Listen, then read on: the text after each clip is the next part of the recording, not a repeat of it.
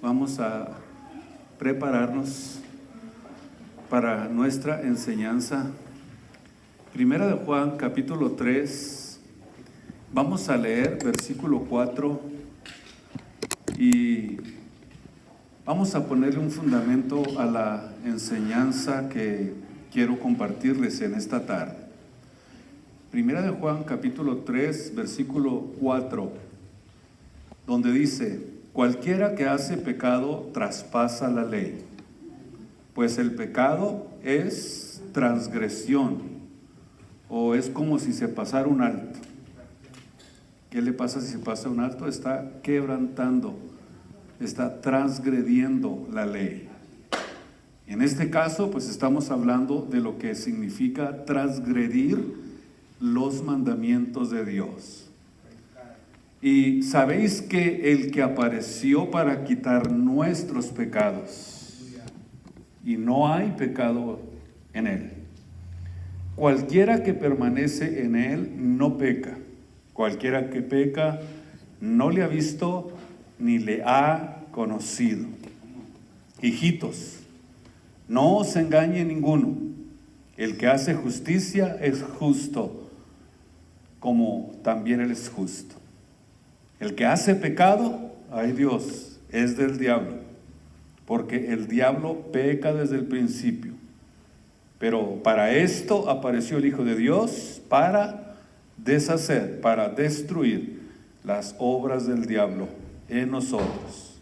Así que cualquiera que es nacido de Dios no hace pecado, porque su simiente o la simiente de Dios está en él, y no puede pecar porque es nacido de Dios. Muy bien, tomen sus lugares, por favor.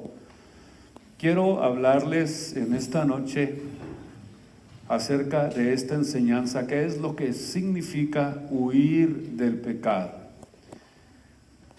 Y es como le vamos a poner en esta enseñanza. Vamos a aprender la forma como nosotros, como hijos de Dios, podemos huir del pecado.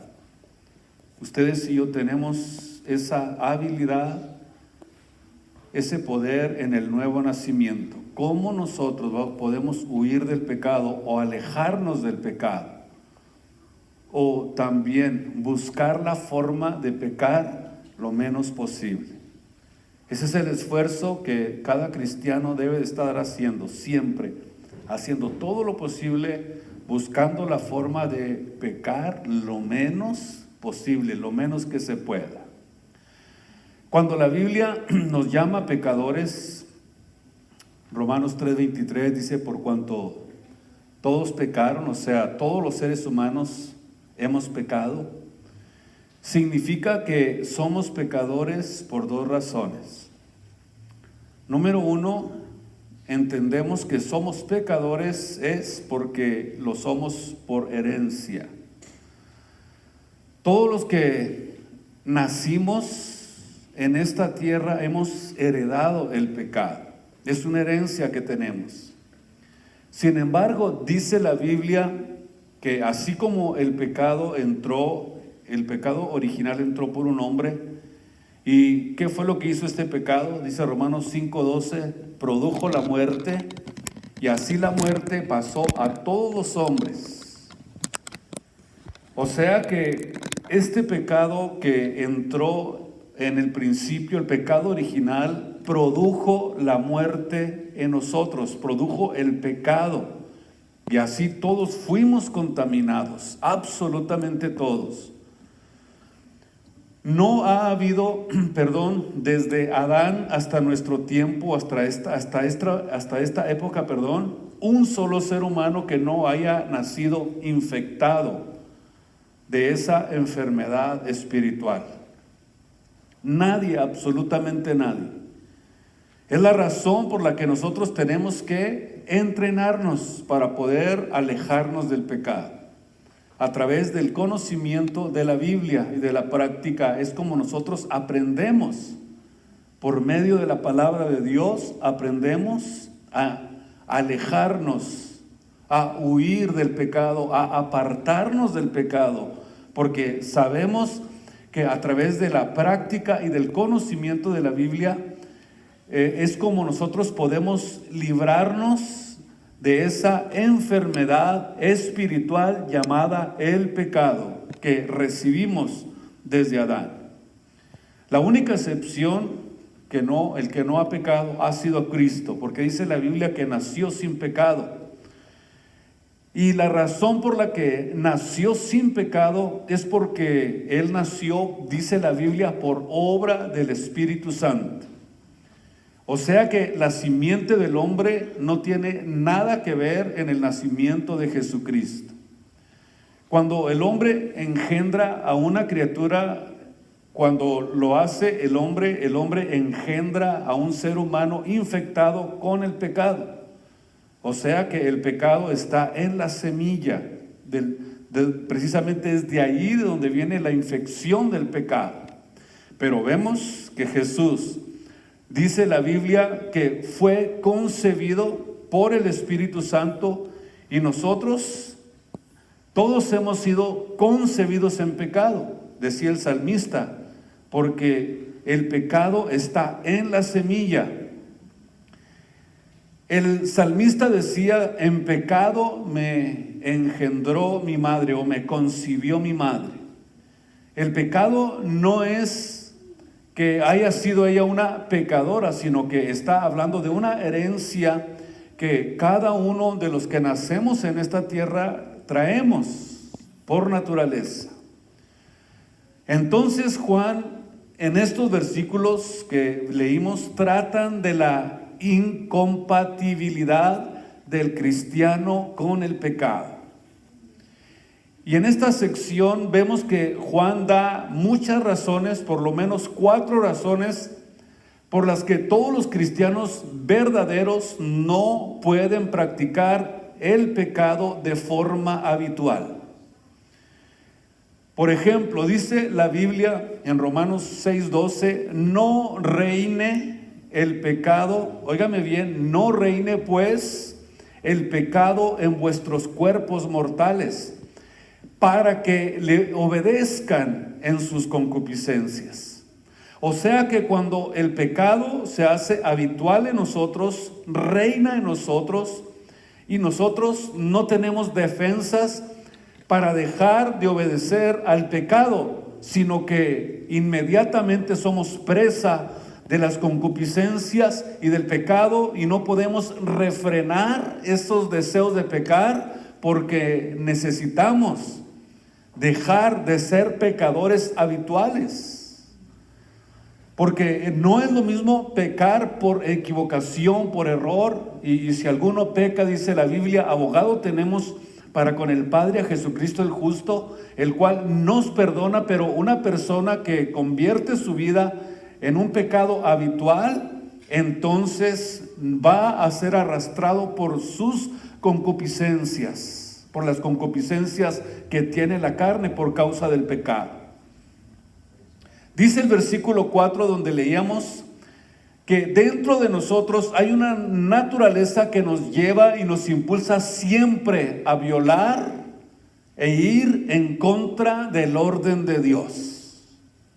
Escuche esto, porque el pecado es una infracción de la ley de Dios. El pecado es desorden de la ley de Dios. Y eso es precisamente con lo que nosotros todos los días de nuestras vidas tenemos que aprender a tratar con esto.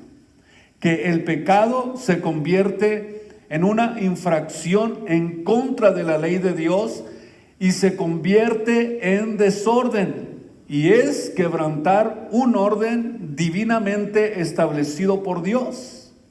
Esa es la razón por la que nosotros tenemos que entender que cuando nosotros pecamos contra Dios, estamos nosotros quebrantando y haciendo que se convierta en nuestra vida un desorden, algo que Dios quiere establecer en cada una de nuestras vidas, para que nosotros dejemos de estar siempre en contra de lo que Dios nos enseña o lo que Dios nos manda.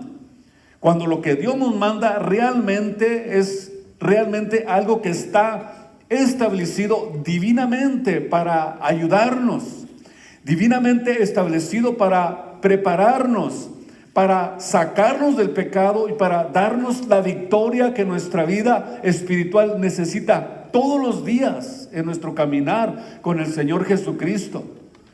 Entonces, cada vez que yo cometo pecado, cuando yo cometo una mala acción, cada vez que yo hago algo que va en contra de la ley de Dios, lo hago porque dentro de mí estoy siendo impulsado a cometer esas malas acciones. Por eso tenemos que aprender a conocernos a nosotros mismos.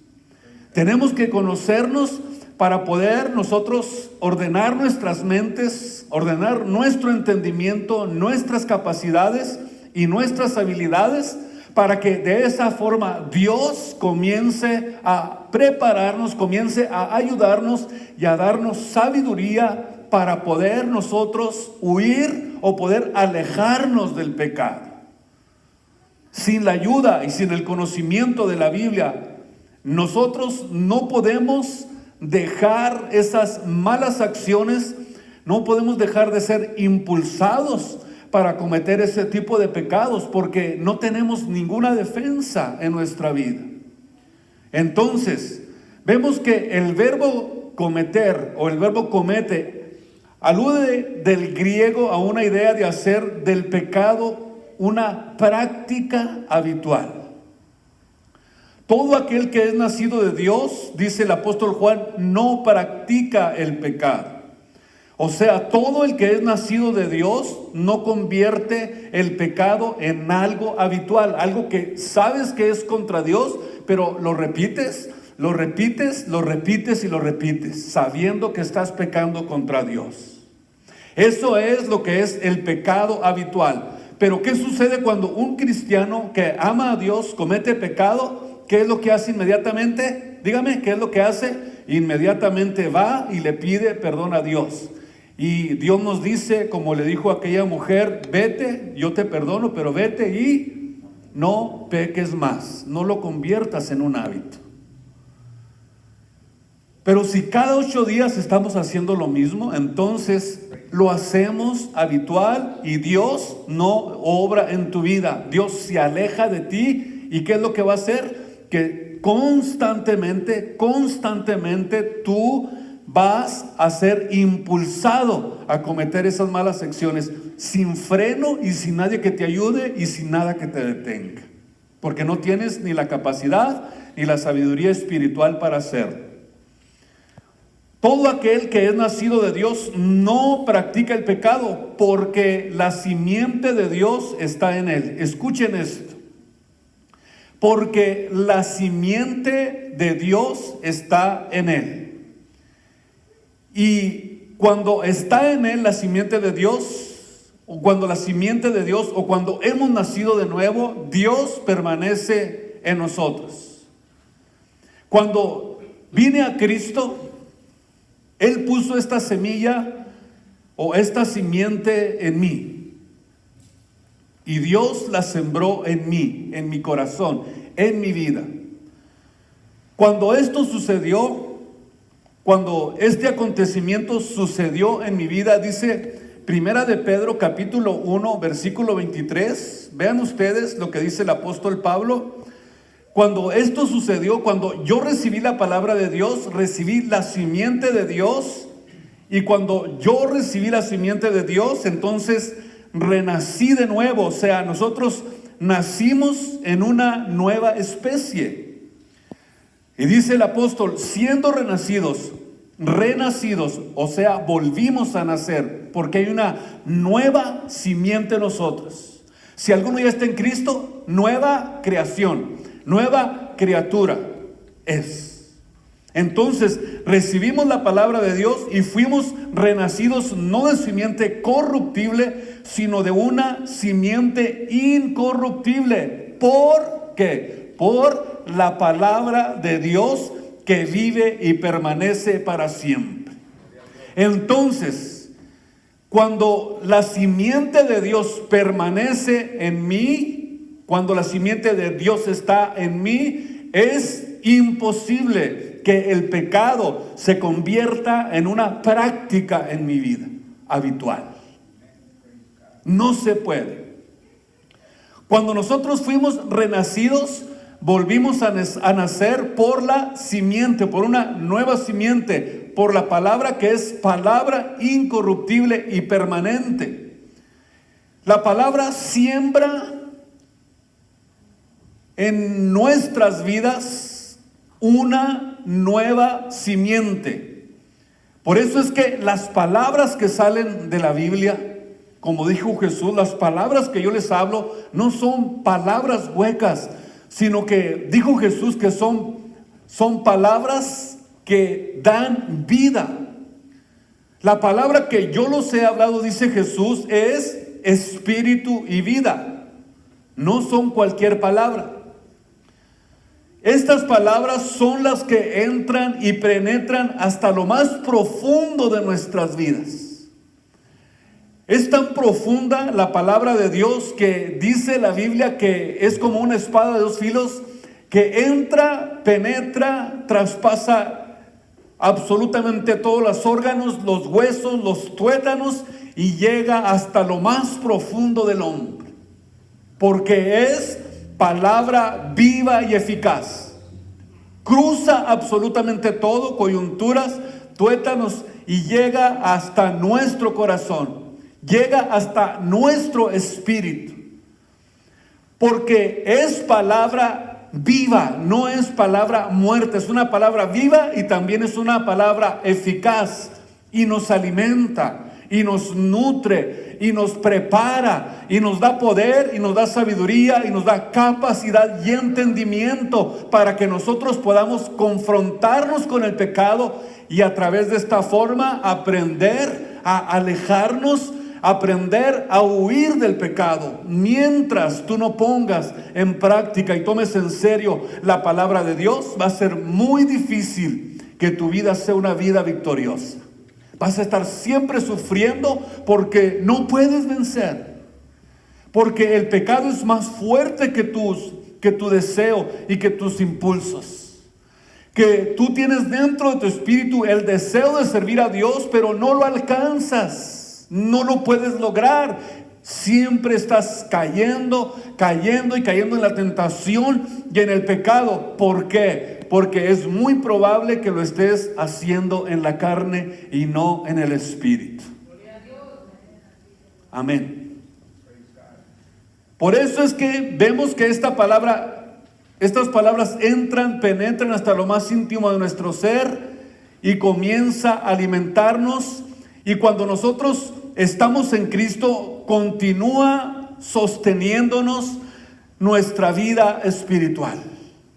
Constantemente nos está sosteniendo, nos está alimentando, nos está fortaleciendo. Esa es la razón por la que nosotros no podemos dejar de congregarnos. El que deja de congregarse está arriesgándose demasiado en su vida espiritual. No me diga con que, pues aquí en mi casa también puedo orar. No, ese es San Juan. Fíjense cómo se llamará ese libro, porque la Biblia dice todo lo contrario.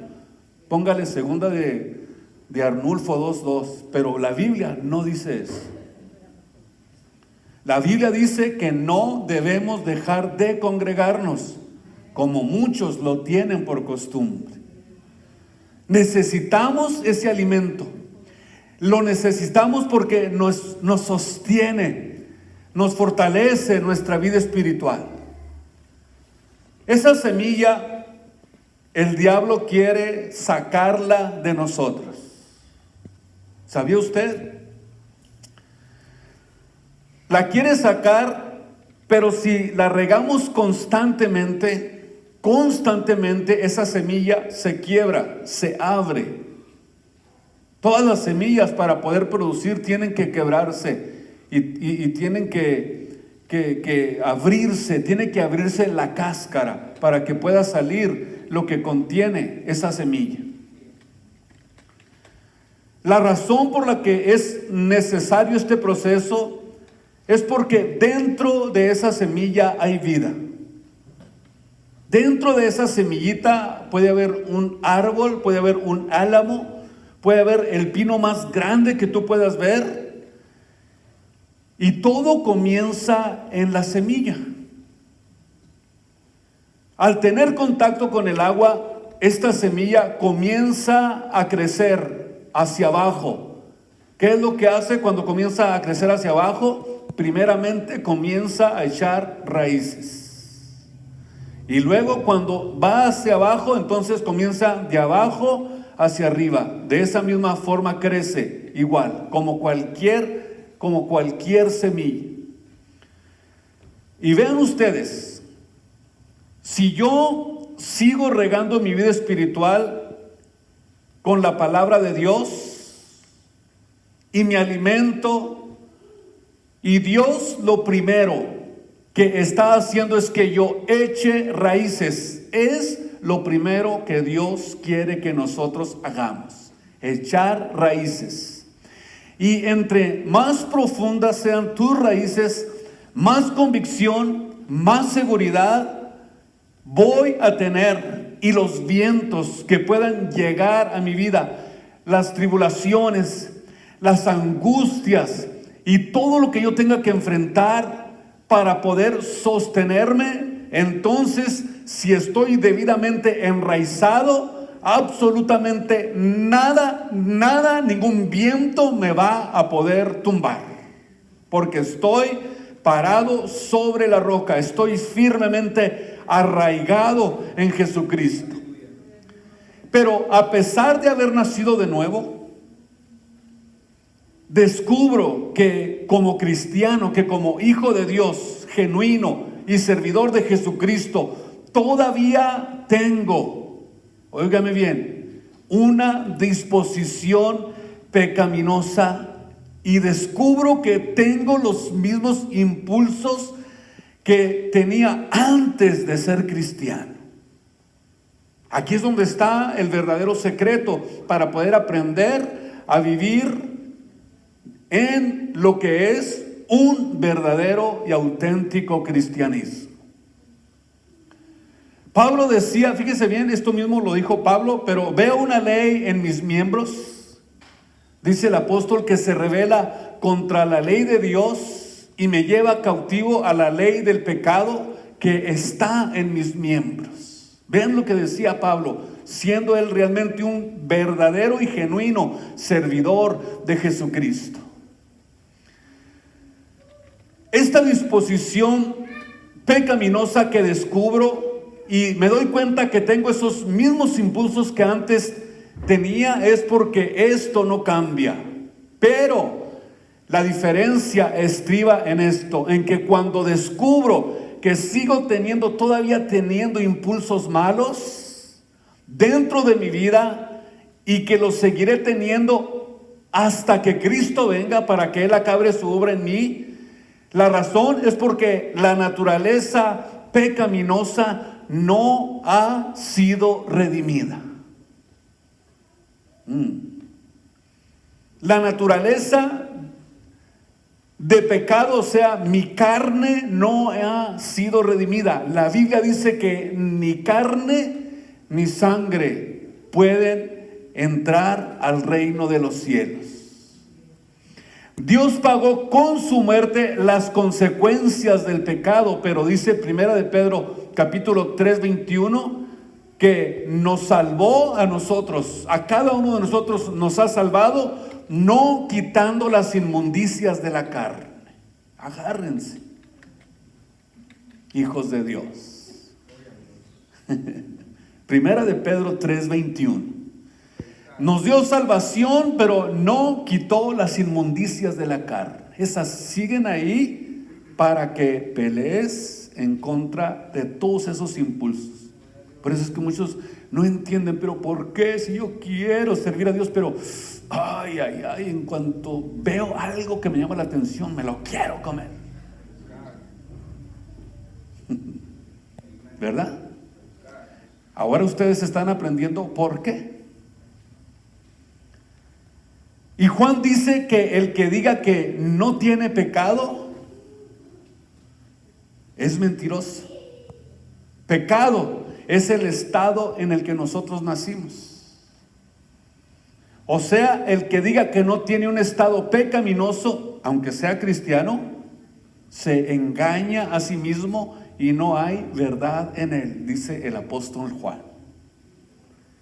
Pero qué gran diferencia nosotros es que ahora Dios pone en mi vida un poder y pone una fuerza mayor que la del pecado para poder mantenernos en Jesús.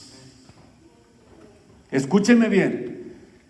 Jesús dijo en el capítulo 1 de los Hechos: y recibiréis poder. Poder. Cuando yo me entrego a Jesús, pone en mi vida su fuerza, su poder, que se contrapone a los impulsos de mi naturaleza pecaminosa. Cuando Jesús dijo recibiréis poder, se refiere a que nosotros recibiríamos el Espíritu Santo. Y ahora hay dentro de mí dos adversarios cuando me entrego a Jesucristo. En esta esquina, la carne. Y en la otra esquina, el Espíritu Santo que habita en mí. ¿Saben por qué? Porque es ahí en la carne donde radica el pecado. Mientras que el Espíritu Santo que está en nosotros, dice la Biblia, que pelea contra la carne. Por eso vemos que existen dos adversarios en nuestra vida que nos están haciendo luchar, que nos están haciendo a nosotros en fricción, que estamos nosotros dentro de esa lucha y tenemos que aprender a llevar a cabo esta batalla. Y dice la Biblia que el Espíritu Santo, capítulo 5 del libro de Gálatas, pelea contra la carne.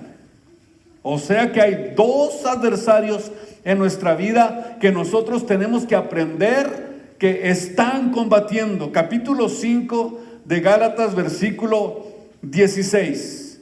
Vean ustedes, comienza diciendo el apóstol: digo pues, andad en el Espíritu. Número 1, para poder vencer. Y para poder ser unos vencedores necesitamos andar en el Espíritu, porque si andas en la carne, ese adversario llamado el diablo te va a derrotar. No le sirves ni para el arranque cuando te le enfrentas en la carne. ¿Cómo lo tenemos que enfrentar? En el Espíritu. Y no satisfagáis, ahí está la voluntad y la decisión del hombre. Si andas en el Espíritu, no vas a satisfacer las concupiscencias de la carne. En otras palabras, hay una lucha dentro de nosotros y el árbitro o el que decide eres tú.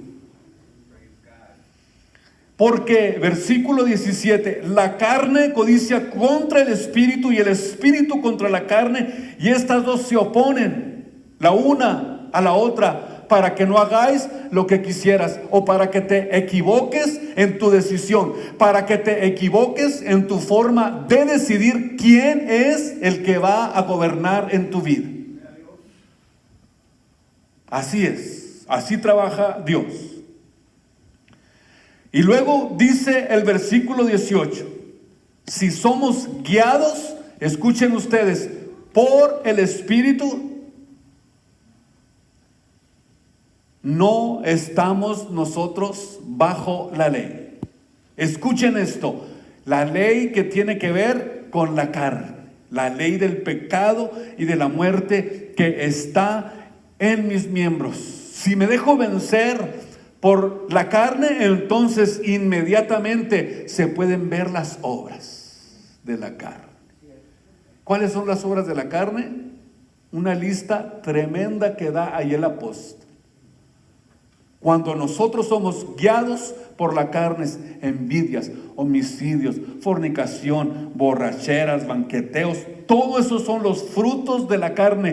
Pero dice en el versículo 22 que el fruto del Espíritu Santo es todo lo contrario, es caridad, paz, tolerancia, bondad, benignidad, fe, mansedumbre, templanza. Todos estos son los frutos del Espíritu Santo en nuestras vidas.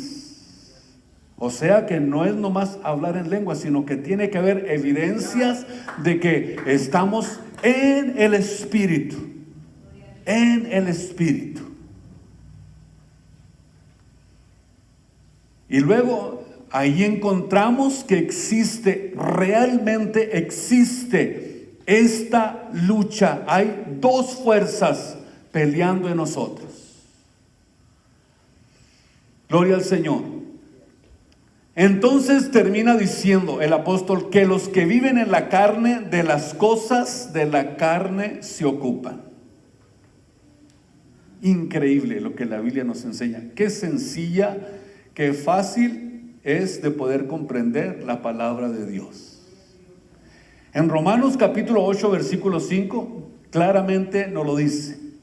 Porque los que viven conforme a la carne, pues comen todo lo que la carne les pide. Absolutamente todo. Más los que conforme al Espíritu, ¿en qué se ocupan? En las cosas espirituales. Se alimentan de la Biblia, creen en la Biblia, no la contradicen, porque el que contradice la Biblia la contradice para pecar, porque se siente incómodo pecar teniendo una verdad tan profunda en sus vidas. Y hay que deshacernos de la verdad para pecar a gusto. ¿Podrán hacerlo? No. No se pueden deshacer de la verdad. Versículo 6, porque la intención de la carne, ¿qué es? Muerte. Escuchen ustedes, aquí está el secreto para nosotros decidir en dónde nosotros queremos ponernos, en la posición en la que nosotros nos querramos poner. Porque la intención de la carne es muerte, más la intención del Espíritu, vida y paz. En esta carne, en esta esquina, la carne, en la otra, el Espíritu. Hay una posición y hay una pelea. Por cuanto la intención de la carne es enemistad contra Dios, porque no se sujeta a la ley de Dios, ni tampoco puede. Así que los que están en la carne no pueden agradar a Dios. No pueden. Aunque hagan lo que hagan, aunque brinquen, se revuelquen, no importa lo que hagas, si no estás en el Espíritu, si el Espíritu Santo no está en tu vida, es imposible que puedas servir a Dios. Así que no pueden agradar a Dios los que viven en la carne, mas vosotros no estáis en la carne. ¿Quiénes? Los cristianos. Ustedes no están en la carne, sino en el Espíritu, si es que el Espíritu de Dios mora en vosotros. Pero si alguno todavía no es templo del Espíritu Santo, escuchen esto, porque dice 1 Corintios 6:19 que somos templos del Espíritu Santo. Pero si alguno no tiene el Espíritu Santo, entonces no es de Dios. Todavía no has nacido de nuevo. Simple y sencillo. No ha entrado la nueva simiente en tu vida. No has nacido de nuevo. Todavía está la simiente del pecado. No puedes agradar a Dios. Pero si Cristo está en vosotros, en el cuerpo a la verdad está muerto a causa del pecado, más el Espíritu vive a causa de la justicia. Así que, hermanos, dice el versículo 12, deudores somos no a la carne para que vivamos conforme a la carne, porque si viviereis conforme a la carne, moriréis. Mas si por el Espíritu mortificáis, que significa hacer morir las obras de la carne, entonces ya tienes en tu vida la vida eterna. Qué preciosa es la Biblia, ¿verdad? Aleluya. Entonces dentro de mí hay dos fuerzas y yo soy el que voy a decidir quién es el que gana. Segunda de Pedro 1:4 dice la Biblia que a nosotros la Biblia nos enseña a huir de la corrupción que está en el mundo por concupiscencia. O sea, yo decido quién es el que gana, la carne o el espíritu. La carne te dice: yo quiero. Es muy querendona, o sea, todo lo quiere. Y el espíritu nos dice: no le des, porque es pecado contra Dios. Y vas a infringir los mandamientos de Dios. No le des. Pero dentro de mí hay ese monstruo que está lleno, que lo estoy alimentando tanto, que no puedo obedecer la ley de Dios. Hay un conflicto dentro de mí por toda mi vida. Nunca podremos decir: yo el pecado ya ni lo siento. O sea, a mí el diablo me hace los mandados, dicen muchos. Pero Pablo dice: si alguno piensa estar firme, cuidado, aguas, ten cuidado. Si crees que tienes suficiente poder y la capacidad para decir: a mí el pecado no me hace nada. La razón es porque el que ha nacido de nuevo tiene una especie de alarma o un mecanismo en su vida espiritual de protección en contra del pecado habitual. Gracias a la nueva naturaleza, gracias al nuevo nacimiento, gracias a la nueva especie. Lo vemos, por ejemplo, en los más grandes hombres de Dios. ¿Se dieron cuenta estos hombres más grandes de Dios cuánta maldad hay dentro de nosotros? Abraham, David, Salomón, ellos experimentaron realmente lo que es fallarle a Dios. Por eso es que la única manera es entender que el Espíritu Santo dentro de mí, como dice Pablo, si es que mora en tu vida, es el que me va a ayudar. Es el que me va a dar el poder, es el que me va a ayudar a permanecer en la palabra. Dios va a ayudar a vencer las malas acciones, los pecados que salen de mi naturaleza pecaminosa. Pero si yo me alejo de mis hermanos, si yo me alejo de la palabra de Dios, si me alejo de la vida de oración y de la vida de santidad, dice la Biblia que si nos apartamos de Cristo, separados de Jesús, nada vamos a poder hacer. Y el primer síntoma de una persona que se comienza a alejar, o de alguien que se aleja de Dios, es que se vuelve criticón de los demás. Y el que lo hace está separado de Cristo, aunque esté en la iglesia. ¿Cuál es la diferencia entre un cristiano y alguien que no lo es? La diferencia es que el cristiano debe de comenzar a dominar, a tomar el control de sus hábitos pecaminosos. Debe de hacerlo porque el Espíritu Santo está en su vida. Esa es la gran diferencia. Ahora soy cristiano y peco y puedo caer, pero dice la Biblia que tengo un abogado al cual yo puedo inmediatamente acudir y me dice: si confiesas tus pecados, Él es fiel y justo para perdonar tus pecados. Esa es la diferencia. Pero antes yo vivía acostado en el pecado y me divertía el pecado, y ahora he comenzado a dominar todos esos impulsos. He comenzado a aprender a dominar mi lengua. He aprendido a empezar a dominar mis impulsos. He aprendido a dominar los vicios. He aprendido a apartarme de muchos pecados con el poder del Espíritu Santo, porque si lo hago en la carne, no voy a tener victoria. Téngalo por seguro. Pero si lo hago con el poder del Espíritu Santo que es poder, dice la Biblia, que es dominio propio, y tengo que tener victoria sobre las cosas que antes me hacían esclavo, sobre las cosas de las cuales yo estaba esclavizado. No puede